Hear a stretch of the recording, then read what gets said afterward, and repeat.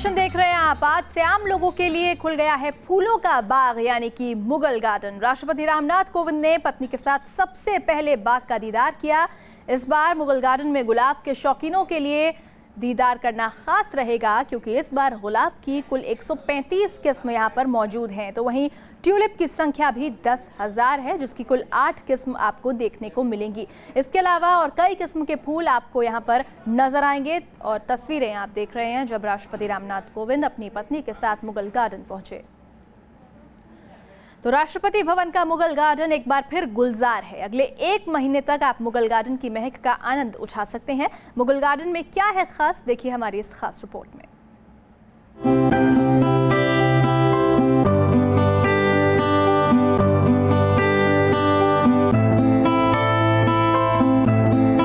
रंग बिरंगे फूल, कहीं लाल गुलाब की महक है तो कहीं पिंक गुलाब की खुशबू है। कहीं रंग बिरंगे ट्यूलिप के फूल अपनी खूबसूरती बिखेर रहे हैं तो कहीं पीला गेंदा माहौल को खुशगवार बना रहा है। खुशबू की इस दुनिया में भला कौन नहीं आना चाहेगा, और फूलों की इसी अनोखी दुनिया का नाम है मुगल गार्डन, जिसके फूलों से राष्ट्रपति भवन की बगिया हर पल महकती रहती है। हर साल की तरह इस साल भी मुगल गार्डन अपनी महक बिखेर रहा है, जिसकी खूबसूरती देखने हर कोई खींचा चला रहा है। राष्ट्रपति भवन के आंगन की शोभा बढ़ाने वाले इन फूलों की खूबसूरती का दीदार अगले 1 महीने तक अब आम हो या फिर खास हर कोई कर सकेगा। ये फूल जितने खूबसूरत हैं, इनकी महक उतनी ही मनमोहक। यहाँ फूलों की ऐसी नायाब प्रजातियां हैं जो पुष्प प्रेमियों को अपनी ओर आकर्षित करती हैं। मुगल गार्डन के फूलों की महक देश ही नहीं बल्कि दुनिया के लोगों को अपनी ओर लुभाती है, क्योंकि इस गार्डन में दुनिया भर के फूलों की मौजूदगी जो है। फूलों की दुनिया का नाम है मुगल गार्डन। राष्ट्रपति भवन में स्थित मुगल गार्डन में विभिन्न प्रकार के फूल हैं, अलग अलग तरीके के फूल हैं। हम उन फूलों की खुशबू को यहाँ पर महसूस कर सकते हैं। हर साल बसंत के मौसम में राष्ट्रपति भवन में रंग बिरंगे फूलों की दुनिया से रूबरू होने के लिए लोग बेताब रहते हैं, लेकिन अब लोगों का इंतजार खत्म हो चुका है। मुगल गार्डन खुल चुका है। खास बात यह है कि सोमवार को छोड़कर आप किसी भी दिन इन फूलों का लुत्फ उठा सकते हैं। इस बार मुगल गार्डन 9 मार्च तक खुला रहेगा। खास बात यह है कि इन फूलों की सुगंध और दीदार के लिए आपको कोई पैसा भी खर्च नहीं करना पड़ेगा।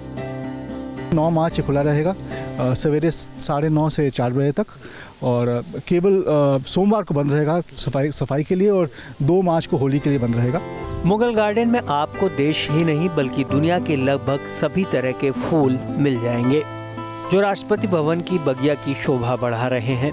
राष्ट्रपति भवन के अंदर मुगल गार्डन में एक हर्बल गार्डन भी है, जहां देश और विदेश की कई प्रमुख औषधियों के पेड़ हैं, जिन्हें आप देख सकते हैं और उनकी विशेषताओं के बारे में जान सकते हैं। तभी तो इस गार्डन में बच्चे, बूढ़े, महिलाएं, हर उम्र के लोग खूबसूरत फूलों के संग कुछ पल बिताने पहुंच जाते हैं। लोगों का स्वागत है। ये एक परंपरा रही है कि मुगल गार्डन खोला जाता है पब्लिक के लिए। बच्चे आते हैं, बूढ़े आते हैं, सब हर वॉक से लोग आते हैं, और एंट्री बिल्कुल फ्री है। हाँ, भीड़ खास करके वीकेंड में भीड़ तो काफ़ी हो जाती है। फूलों का सुंदर बगीचा राष्ट्रपति भवन के पिछले हिस्से में है। 13 एकड़ में फैले इस गार्डन में ब्रिटिश शैली के साथ ही मुगल शैली की भी झलक दिखती है। इस बार मुगल गार्डन में 10,000 ट्यूलिप के पौधे और 135 प्रकार के गुलाब लगाए गए हैं, जो पर्यटकों को अपनी ओर खींचने के लिए काफ़ी हैं। वीडियो जर्नलिस्ट अतुल राज के साथ मोहित राज दुबे, न्यूज़ नेशन, दिल्ली। तो मुगल गार्डन में इस बार फूलों का खास कलेक्शन है। अगर गुलाब की बात करें तो इस बार गुलाब के 135 किस्म के फूलों के साथ साथ करीब 10,000 ट्यूलिप के फूल यहाँ पर नजर आएंगे। तो आज से आप तैयार हो जाइए खुशबू के मेले के लिए।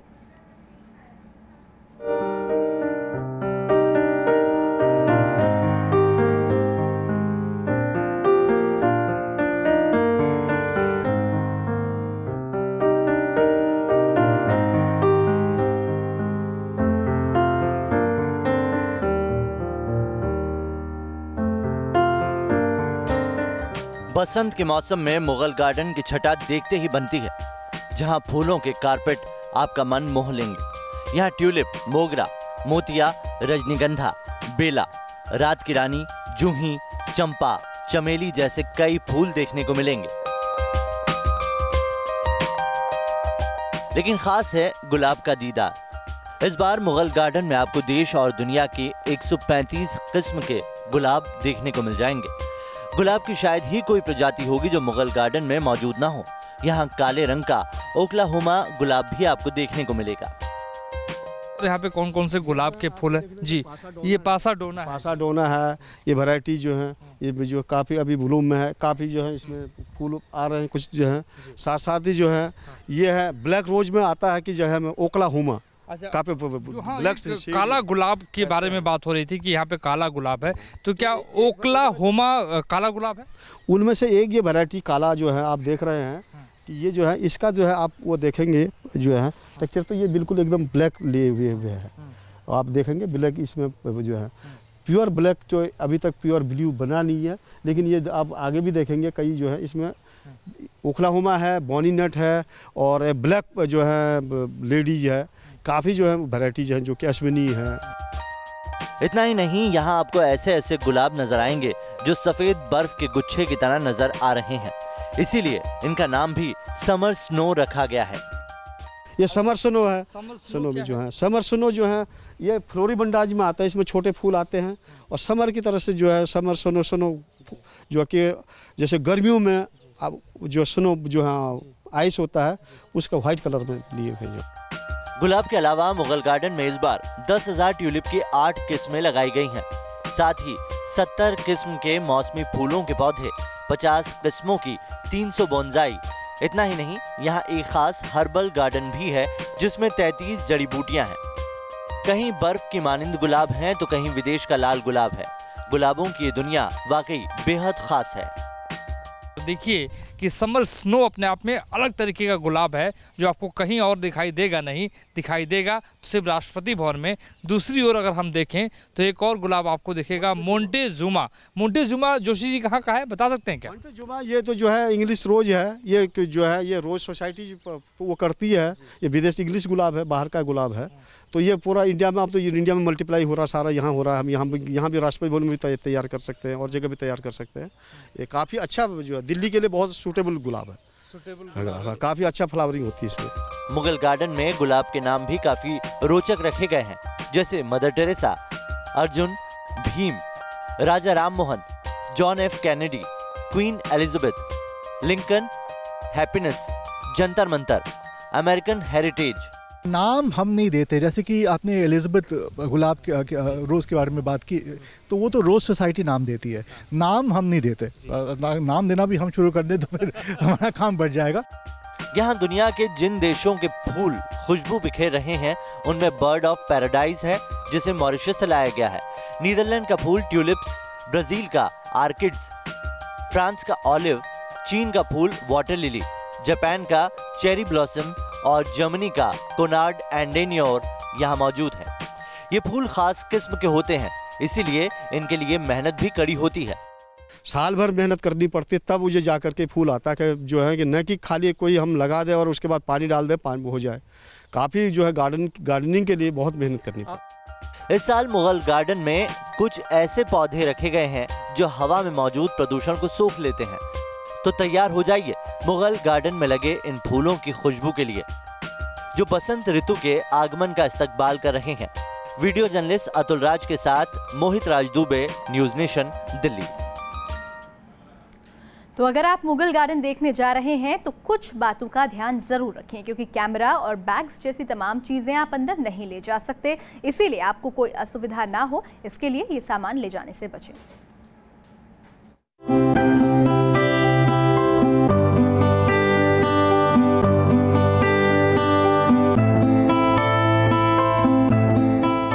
बसंत महीने में इन फूलों की महक से राष्ट्रपति भवन की शोभा में चार चांद लग जाता है।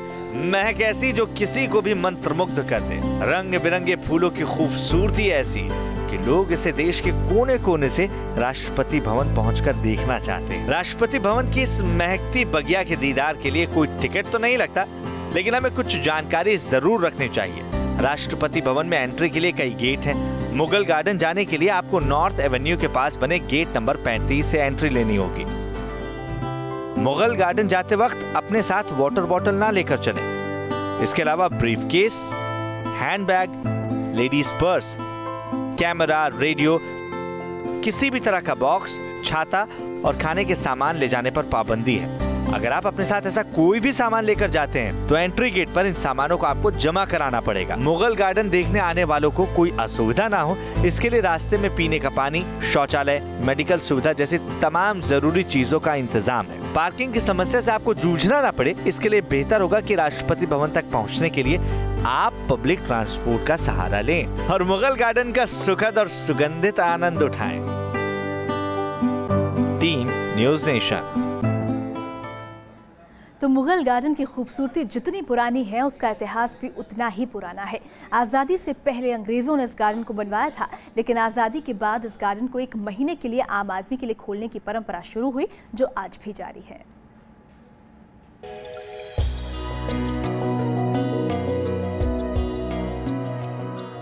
फूलों का एक ऐसा बाग जो राष्ट्रपति भवन का मुख्य आकर्षण माना जाता है। मुगल गार्डन जहां फूलों की खुशबू के लिए जाना जाता है, तो वहीं इसका इतिहास अंग्रेजी हुकूमत से जुड़ा है। मुगल गार्डन 1911 में जब अंग्रेजों ने अपनी राजधानी कलकत्ता से दिल्ली शिफ्ट की, तब वायसराय के रहने के लिए मशहूर अंग्रेज आर्किटेक्ट एडविन लुटियंस ने रायसीना की पहाड़ी को काटकर वायसराय हाउस बनाया, जो आज का राष्ट्रपति भवन है। राष्ट्रपति भवन में वायसराय के लिए फूलों का खास बाग बनाया गया, लेकिन कहते हैं कि तत्कालीन वायसराय लॉर्ड हार्डिंग्स की पत्नी लेडी हार्डिंग को वो बाग पसंद नहीं आया। बाद में लुटियंस ने गार्डन में बदलाव करते हुए भारतीय संस्कृति और मुगल शैली की झलक पेश की। 1928 में यह गार्डन बनकर तैयार हुआ और इसमें वायसराय और उनकी पत्नी ने कदम रखा, तभी से इसका नाम मुगल गार्डन पड़ गया। 1911 के दौर में जब लुटियंस ने राष्ट्रपति भवन को बनाया, तो उस वक्त ये वायसराय के लिए एक गार्डन बनाया गया। उस वक्त राजधानी कलकत्ता हुआ करती थी, लेकिन दिल्ली राजधानी शिफ्ट हुई थी। मुगल गार्डन को अंग्रेजों ने बनवाया और इसे बनवाने में सालों लग गए। 4 भागों में बटे मुगल गार्डन में कई छोटे बड़े बगीचे हैं जो आपस में जुड़े हुए हैं। मुगल गार्डन कोई एक बगीचा नहीं है, ये कई गार्डन है जो इंटरलिंक्ड हैं। जैसे कि रेक्टेंगुलर गार्डन जो बिल्कुल साथ है राष्ट्रपति भवन के, उसके आगे लॉन्ग गार्डन और उसके आगे सर्कुलर गार्डन और बाकी स्पेशलाइज्ड गार्डन्स हैं। अंग्रेजों के जमाने में ये गार्डन सिर्फ खास लोगों के लिए ही रखा जाता था, लेकिन आजादी के बाद मुगल गार्डन की यह परंपरा बदल गई। साल 1950 में जब देश गणतंत्र बना, तब वायसराय हाउस का नाम बदलकर राष्ट्रपति भवन रख दिया गया और मुगल गार्डन को आम लोगों के लिए खोल दिया गया।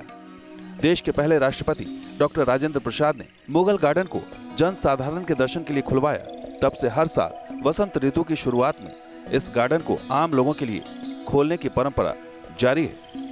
यहाँ काफ़ी बड़ी बड़ी हस्तियाँ आ चुके हैं, तो जहाँ हम खड़े हैं ये एक सचमुच बहुत ही ऐतिहासिक गार्डन है। आज़ादी से पहले वजूद में आए मुगल गार्डन की विरासत आज भी जिंदा है। फर्क सिर्फ इतना है कि आज़ादी से पहले ये सिर्फ खास लोगों के लिए था, लेकिन आज़ादी के बाद इसके फूलों की महक आम लोगों तक पहुंच रही है। वीडियो जर्नलिस्ट अतुल राज के साथ मोहित राज दुबे, न्यूज़ नेशन, दिल्ली।